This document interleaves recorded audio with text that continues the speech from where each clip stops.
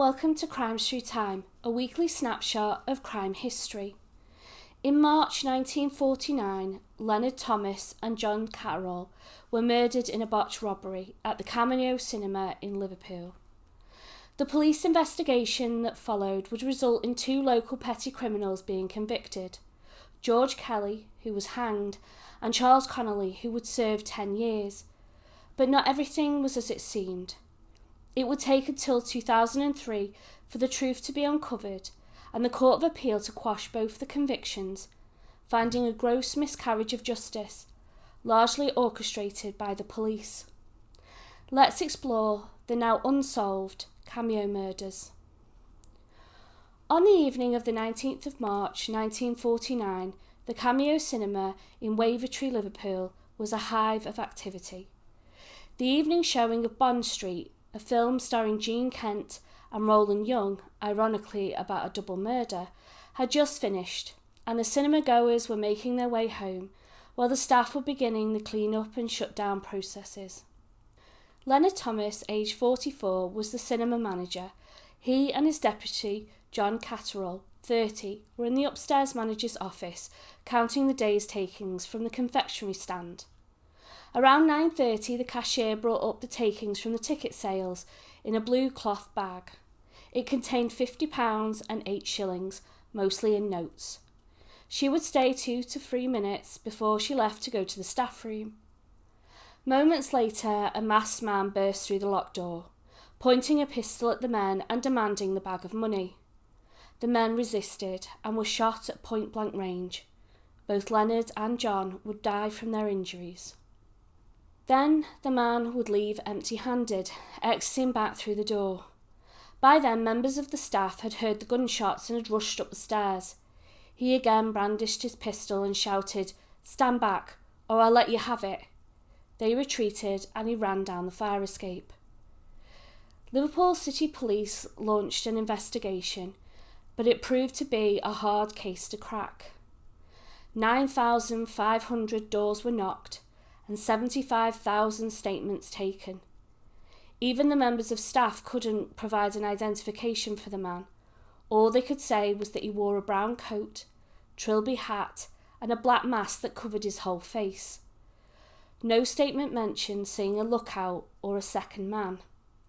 This will become important as we go on. The case was making headlines both domestically and internationally. The pressure on the police was mounting to catch the killer. One promising lead was that on the 2nd of February 1949, the Cameo Cinema had suffered a break-in. 3 youths were arrested and charged on the 2nd of April 1949. They had gone into the same manager's office and tried to force the cupboards, stealing cigarettes, chocolate and 10 shillings cash. They would have been familiar with the office and seen the safe. While nothing connected them to the murder, did they tell others of the safe? But then, by good fortune, on the 4th of April 1949, a letter was received by the officer in charge, Chief Inspector Herbert Balmer, which contained all the details of how the robbery was planned. This stopped any other line of inquiry, as the whole investigation focused in on its contents. The writers were traced and found to be Jacqueline Dixon and James Northam, a known lady of the night and her pimp. They offered the police their testimony in return for immunity for prosecution, a deal Balmer jumped at. This information would lead to the arrests of 2 local men, Charles Connelly, aged 26, and George Kelly, 27, on the 30th of September 1949.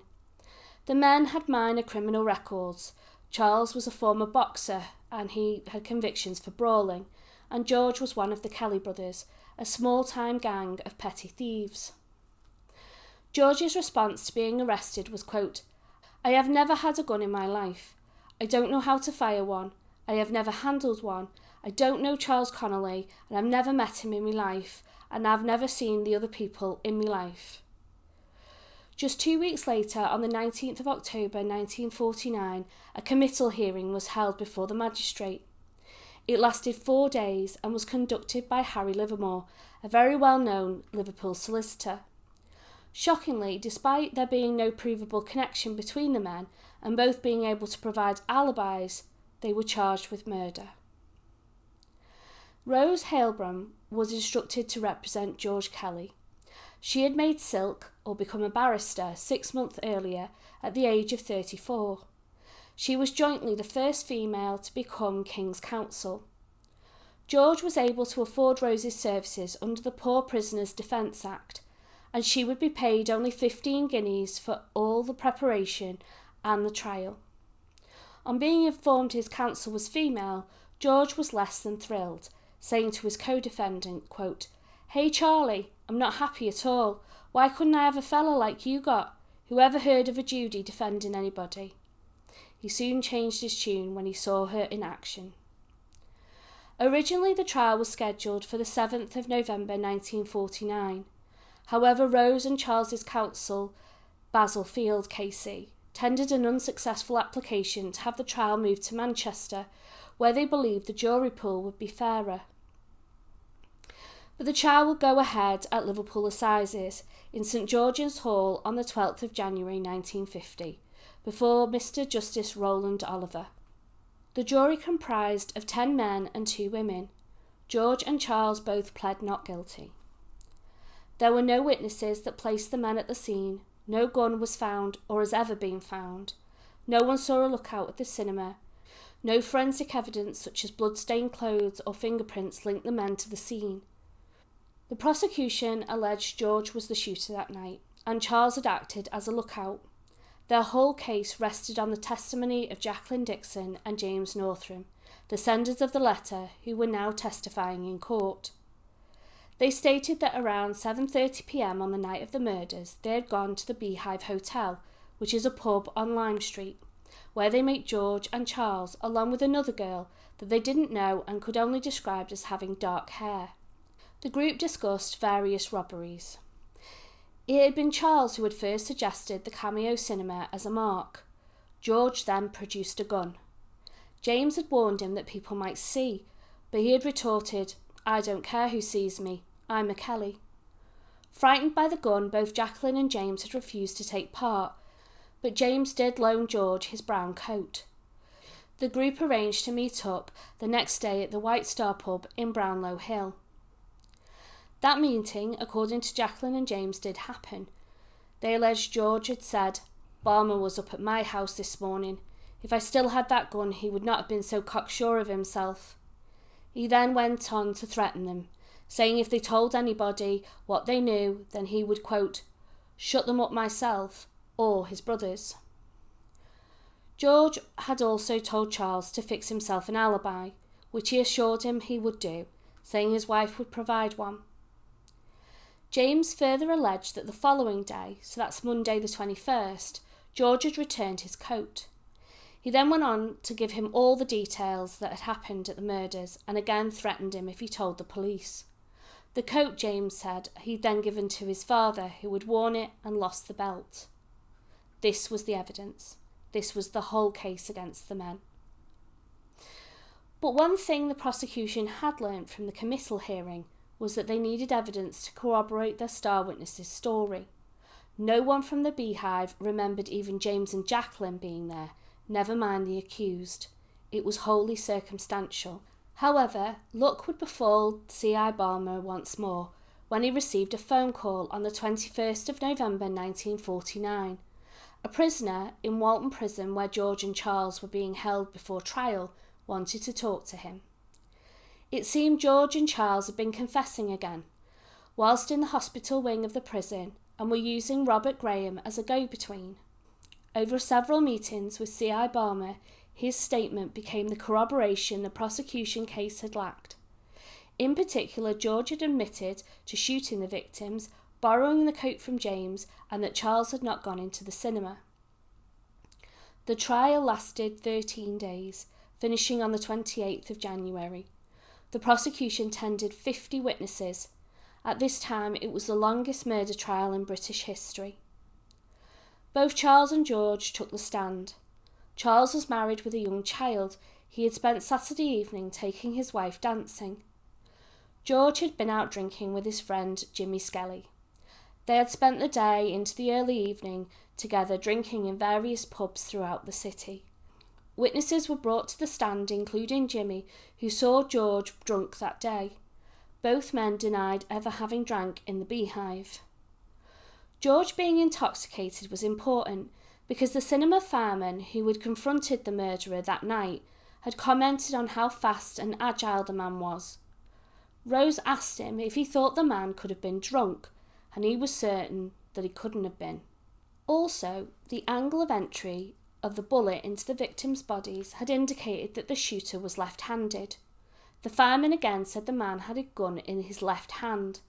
George was right-handed. The jury would deliberate for 4 hours before telling the judge that they couldn't reach a verdict and were unlikely to agree. This is one of those sliding doors moments.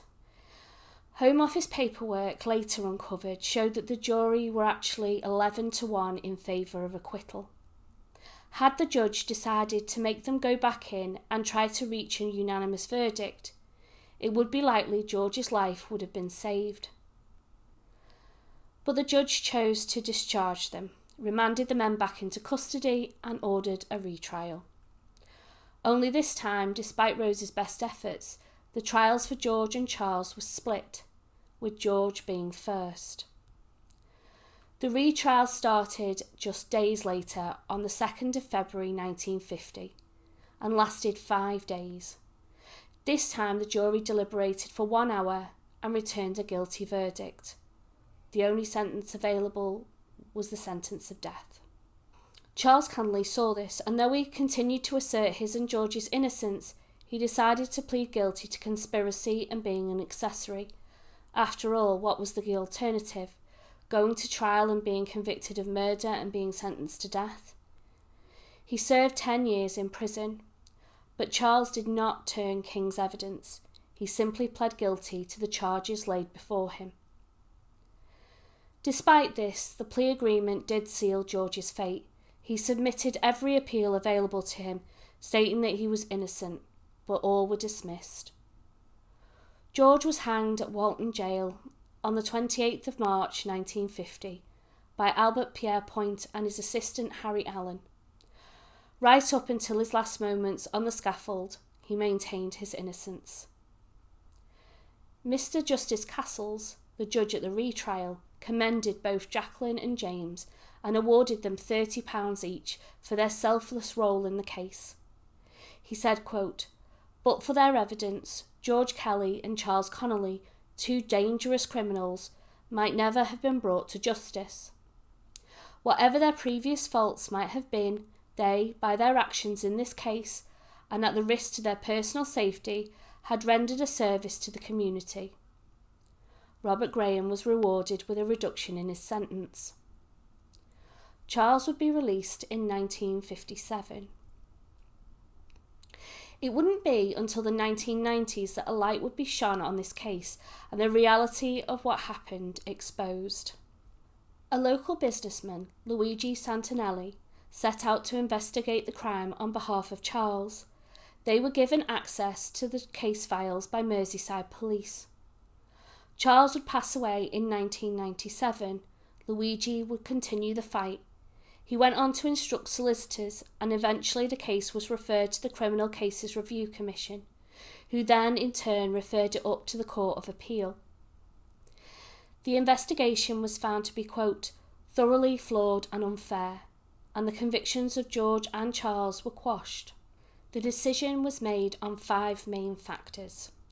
Firstly, Robert Graham and C.I. Barmer had met prior to the 19th of November 1949, and in the statement Robert had given, he had named someone else as the potential murderer.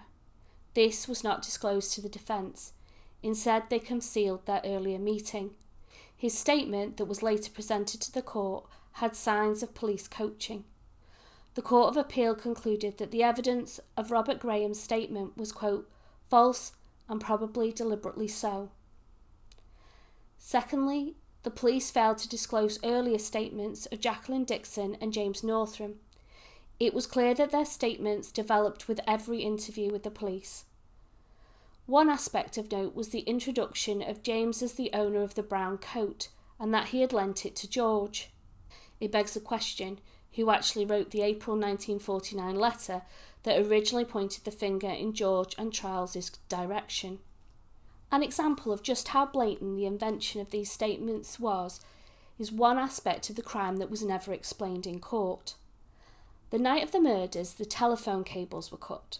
They were located at the foot of the spiral staircase up which the office was located. The police were called from a local resident's telephone. The detail was never reported in the newspapers and so was only known to the police and the perpetrator. In the statements C.I. Balmer produced with Jacqueline and James, there was one that had George producing a pair of pliers in the Beehive pub. However, when reviewed by senior officers, they commented the addition was, quote, over-egging the pudding, a little too far-fetched, so the detail was dropped and that version never made it to court.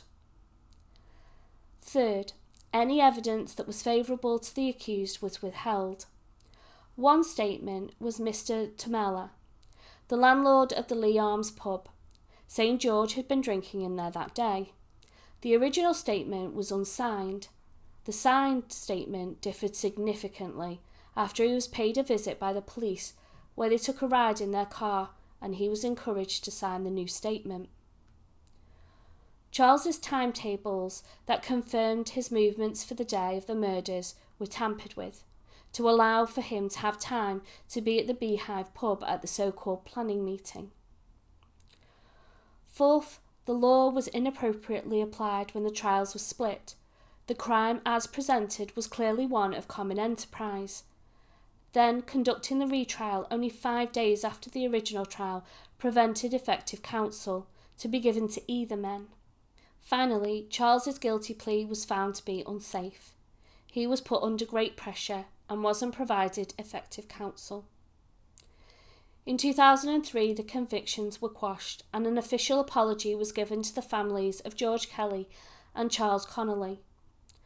But at the same time, the police confirmed that the investigation into the murders of Leonard Thomas and John Catterall would not be reopened because most of the records that had not been discredited relating to the killings had been destroyed. Rose Heilbronn, later Dame, would go on to have an illustrious career. She became the first woman bencher, a person who, once elected, would hold the office for life, and treasurer of Gray's Inn, a historic society that educates and trains barristers in England and Wales. Thank you for watching. Please like and subscribe and let me know what you think of this case below. And I invite you back next time when we discuss the murder of Maureen Dutton, another case led by Herbert Balmer that may be unsolved because of his actions.